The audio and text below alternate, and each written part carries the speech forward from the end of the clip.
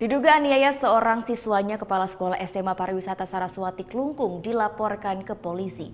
Korban mengaku dianiaya lantaran tidak memakai kebaya saat upacara pelepasan siswa. Nikomang Putri, siswa kelas 12 SMA Pariwisata Saraswati Klungkung ini melaporkan kepala sekolahnya lantaran diduga lakukan penganiayaan. Siswi ini mengaku dianiaya pada Kamis kemarin di ruang tata usaha saat pihak sekolah mengadakan acara pelepasan siswa kelas 12. Ia diduga dianiaya lantaran tidak memakai kebaya khas Kartini yang sebelumnya diwajibkan oleh pihak sekolah. Adu mulut pun sempat terjadi dan akhirnya korban dianiaya serta didorong hingga tersungkur ke lantai. Tidak terima dianiaya, Omang Putri dan orang tuanya pun melaporkan kejadian tersebut ke pihak berwajib. Kalau bangun pusing. Oh, gitu Ya bibirnya masih sakit.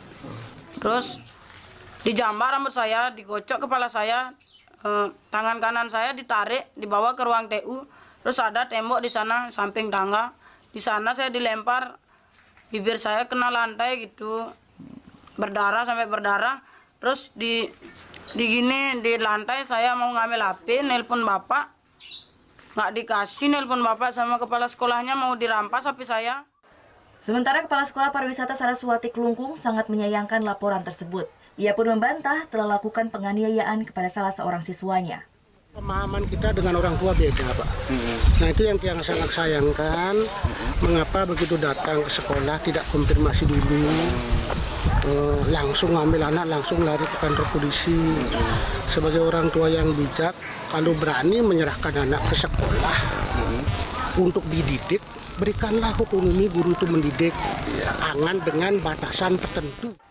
Saat ini kasus dugaan penganiayaan ini masih dalam proses penyelidikan pihak Polres Klungkung.